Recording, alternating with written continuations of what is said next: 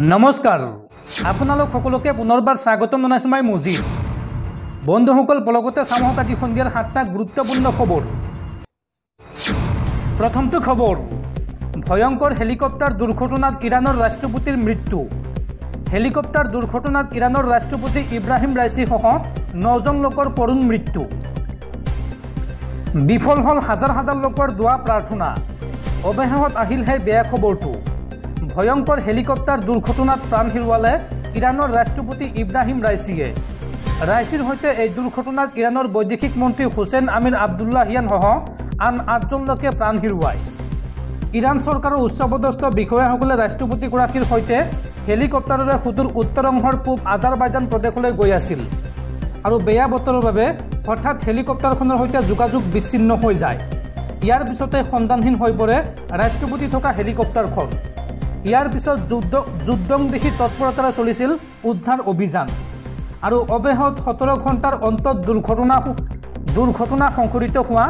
দুৰ্গম স্থানত উপস্থিত হৈ হেলিকপ্টাৰখনৰ ধ্বংসাফেক উদ্ধাৰ কৰা উদ্ধাৰকাৰী দলে দুৰ্ঘটনাগ্ৰস্ত হেলিকপ্টাৰখনৰ ধ্বংসাফেক দেখি এজনো যাত্ৰী জীয়াই নাই বুলি দাবী কৰিছে ইৰাণৰ প্ৰশাসনে উল্লেখযোগ্য যে 63 বছৰীয়া ইব্ৰাহিম ৰাইচিয়ে শনিবাৰে আজাৰবাইজান ভ্ৰমণলৈ গৈছিল তাত তেওঁ আজাৰবাইজানৰ ৰাষ্ট্ৰপতিৰ হৈতে যৌথভাৱে এটা বান্ধ উদ্বোধন কৰে সুবুৰীয়া ৰাষ্ট্ৰ আজাৰবাইজানৰ হৈতে ইৰাণৰ সম্পৰ্ক ভাল নহয় ইজৰাইলৰ হৈতে আজাৰবাইজানৰ দ্বিপাক্ষিক সম্পৰ্ক চলি আছে ইয়াৰ পিছতে উত্তৰ ইৰাণ ভ্ৰমণ সম্পূৰ্ণ কৰি ৰাজধানী তেহৰানলৈ উভতি আহিছিল ৰাষ্ট্ৰপতিগৰাকী কিন্তু তাৰ মাজতে ঘটিল এই অঘটনটো প্ৰায় 600 কিলোমিটাৰ দূৰত আজাৰবাইজানৰ সীমান্তৰ জলফাৰ সমীপত দুৰ্ঘটনাত পতিত হয় তেওঁৰ হেলিকপ্টাৰখন প্ৰকাশিত খবৰ অনুসৰি এখন নহয় ৰাছিয়া পূব আজাৰবাইজানৰ পৰা উভতি আহিছিল প্ৰকৃততে 3খন হেলিকপ্টাৰৰ কনভয়ত আৰু ইয়াৰে 2খন হেলিকপ্টাৰ সকলোমে উভতি আহে আৰ্মেনিয়া আৰু আজাৰবাইজানৰ সীমান্তৱৰ্তী এই অঞ্চলটো অত্যন্ত ঠেক আৰু পাহাৰীয়া তাৰ উপৰি কিছুদিন ধৰি বতৰ বেয়া হৈ আছিল ইয়াৰ কাষৰীয়া চহৰখন ইৰাণৰ অন্যতম চহকী ঐতিহাসিক আৰু সাংস্কৃতিক কেন্দ্ৰ পূব আজাৰবাইজানৰ ৰাজধানী ট্ৰাবিছ উভতি অহাৰ পথত পাহাৰীয়া অঞ্চলৰ মাজেৰে উৰি যাওঁতে ঘন কুঁৱলী আৰু বৰষুণত নিয়ন্ত্ৰণ হেৰুৱালে হেলিকপ্টাৰৰ পাইলটে আৰু দুৰ্ঘটনাটোত সম্পূৰ্ণৰূপে জ্বলি ছাই হ'ল ৰাষ্ট্ৰপতি থকা হেলিকপ্টাৰখন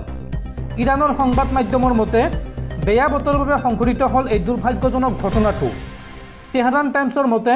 ঘন কুঁৱলীৰ বাবে দুৰ্ঘটনাত পতিত হয় বিমানখন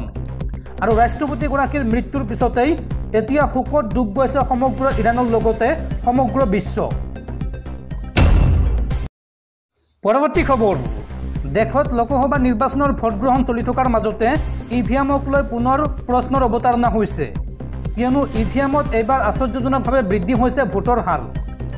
ইভিএমত বৃদ্ধি পালে 1 কোটিৰো অধিক অদৃশ্য ভোট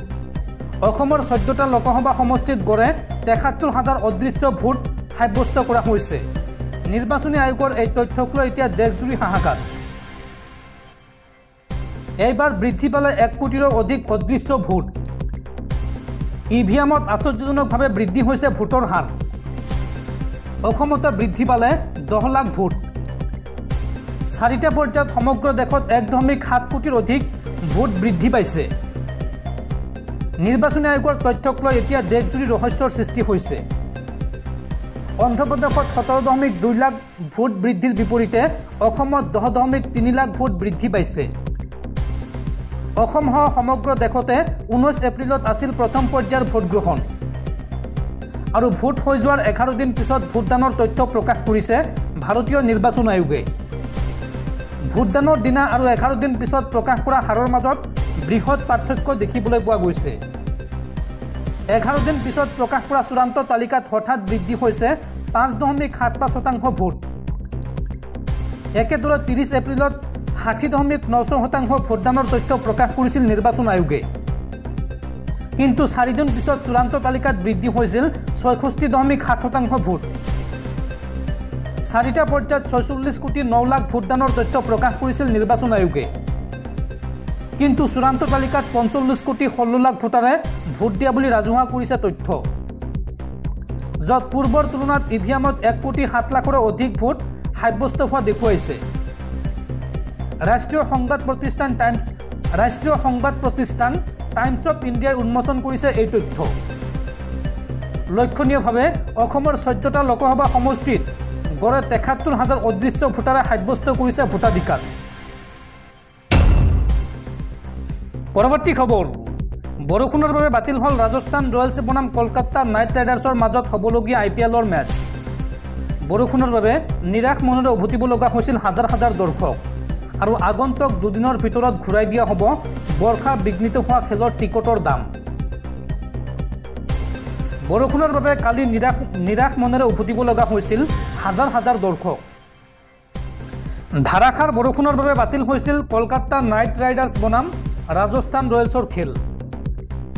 আৰু আগন্তুক দুদিনৰ ভিতৰত ঘূৰাই দিয়া হ'ব বৰ্ষা বিঘ্নিত হোৱা খেলৰ টিকটৰ দাম। অনলাইনত বুক মাই শ্ব'ই ঘূৰাই দিব টিকটৰ দাম আৰু অফলাইনত ক্ৰয় কৰাসকলে কাউণ্টাৰলৈ লৈ যাব লাগিব টিকট। বৈধভাৱে টিকট ক্ৰয় কৰাসকলে লাভ কৰিব টিকটৰ দাম, কিন্তু ব্লেকত টিকট ক্ৰয় কৰাসকলৰ বাবে এয়া বৃহৎ লোকচান হ'ব। ব্লেকত টিকট ক্ৰয় কৰাসকলে 1 টকাও ঘূৰাই নাপাব, এই কথা ঘোষণা কৰিছে অসম ক্ৰিকেট সন্থাই। বন্ধুসকল, তাৰপিছত 4 নম্বৰ খবৰটো জনোৱাৰ আগতে আপোনালৈ এটা সৰু ৰিকুৱেষ্ট, যদি তেওঁলোকে এই ভিডিঅ'ত লাইক কৰা নাই তেন্তে প্লিজ এটা লাইক কৰি দিয়ক আৰু এনেকুৱা ধৰণৰ নতুন নতুন ভিডিঅ' পাবলৈ চেনেলটো ছাবস্ক্ৰাইব কৰি কাষত থকা বেল আইকনটো প্ৰেছ কৰি ৰাখক। পৰৱৰ্তী খবৰ, প্ৰচণ্ড গৰমে দহিছে দেশ আৰু গৰমৰ বাবে এইবাৰ দেশৰ কেইবাখনো ৰাজ্যত আগন্তুক 25 মেলৈকে বন্ধ ঘোষণা কৰা হৈছে সকলো শিক্ষানুষ্ঠান। দেশৰ ক'ত ক'ত শিক্ষানুষ্ঠান বন্ধ ঘোষণা কৰা হৈছে চাওঁ আহক। দেশৰ বিভিন্ন প্ৰান্তত দহিছে উৎকট গৰমে। কোনো ৰাজ্যত গৰমে 46 ডিগ্ৰী চেলছিয়াছ তাপমাত্ৰা অতিক্ৰম কৰিছে। তীব্ৰ গ্ৰীষ্ম প্ৰবাহৰ বাবে বিদ্যালয় বন্ধ ঘোষণা কৰিছে এইবাৰ প্ৰশাসনে। উত্তৰ প্ৰদেশৰ নয়ডা আৰু গাজিয়াবাদৰ বিদ্যালয়সমূহ 25 মে পৰ্যন্ত বন্ধ ৰখাৰ সিদ্ধান্ত গ্ৰহণ কৰা হৈছে। এক পত্ৰযোগে জিলা প্ৰশাসনে আজিৰ পৰা 25 মেলৈকে প্ৰাথমিকৰ পৰা 8ম শ্ৰেণীলৈকে গৰমৰ বন্ধ ঘোষণা কৰিছে। CBSE, ICSC আৰু UP বৰ্ডৰ অধীনত থকা সকলো চৰকাৰী ব্যক্তিগত খণ্ডৰ বিদ্যালয় 25 মে পৰ্যন্ত বন্ধ থাকিব পাঠদান। উল্লেখযোগ্য যে নয়ডাত গৰমে 46 ডিগ্ৰী চেলছিয়াছ অতিক্ৰম কৰিছে আৰু বতৰ বিজ্ঞান কেন্দ্ৰৰ মতে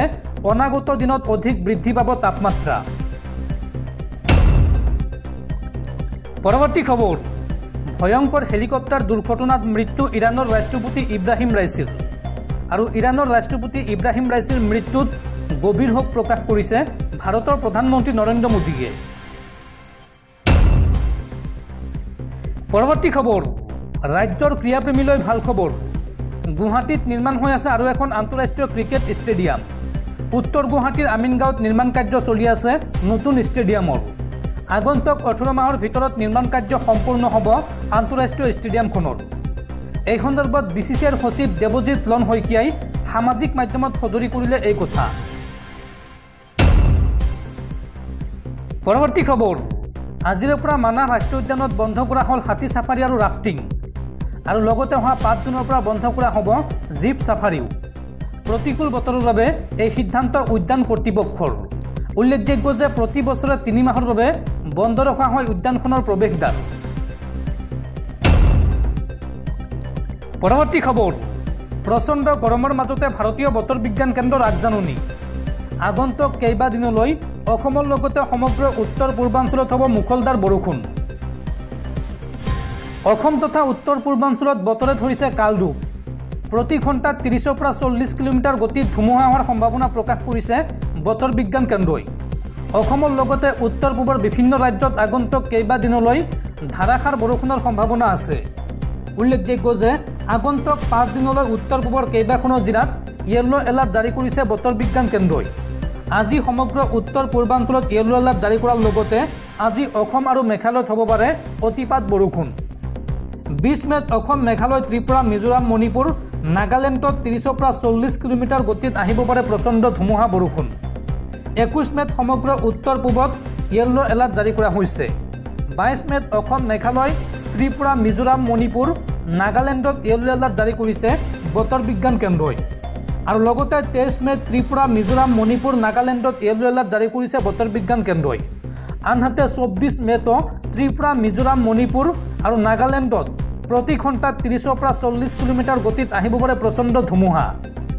উত্তৰ পূৰ্বাঞ্চলক লৈ এই আগজাননী দিছে বতৰ বিজ্ঞান কেন্দ্ৰই পৰৱৰ্তী খবৰ এক ভয়ংকৰ হেলিকপ্টাৰ দুৰ্ঘটনাত মৃত্যু হল ইৰাণৰ ৰাষ্ট্ৰপতি ইব্ৰাহিম ৰাইছিৰ আৰু ৰাইছিৰ হেলিকপ্টাৰ দুৰ্ঘটনাত ইজৰাইলৰ হাত থাকিলে পৰিস্থিতি হ'ব ভয়াবহ হিজবুল্লাৰ নেতাৰ পুত্ৰৰ এই ভয়ংকৰ ভাবুকি ইজৰাইলৰ বাবে সমগ্ৰ মধ্যপ্ৰাচ্যৰ পৰিণাম ভুগিব লাগিব বুলি ভাবুকি দিছে হিজবুল্লাৰ নেতাৰ পুত্ৰই ৰাইছিৰ হেলিকপ্টাৰ দুৰ্ঘটনাত ইজৰাইলৰ হাত থাকিলে পৰিস্থিতি হ'ব ভয়াবহ হিজবুল্লাৰ নেতাৰ পুত্ৰৰ এই ভয়ংকৰ ভাবুকি ইজৰাইল জড়িত থকাৰ প্ৰমাণ পালে বিশ্বত হ'ব ভয়ংকৰ পৰিস্থিতি বিশ্বৰ মানচিত্ৰ সলনি কৰি দিয়াৰ ভাবুকি হাছান নাছিৰুল্লাৰ পুত্ৰ ইজৰাইলৰ বাবে সমগ্ৰ মধ্যপ্ৰাচ্যৰ পৰিণাম ভুগিব লাগিব বুলি দিয়া হৈছে ভাবুকি ৰাইছিৰ হেলিকপ্টাৰ দুৰ্ঘটনাত ইজৰাইলৰ ওপৰত সন্দেহ হিজবুল্লাৰ আৰু ইতিমধ্যে ৰাষ্ট্ৰপতি ইব্ৰাহিম ৰাইছিৰ মৃত্যু ঘোষণা কৰিছে ইৰাণ চৰকাৰে উল্লেখযোগ্য যে পূব আজাৰবাইজানত দেওবাৰে সংঘটিত হৈছিল এই ভয়ংকৰ হেলিকপ্টাৰ দুৰ্ঘটনাটো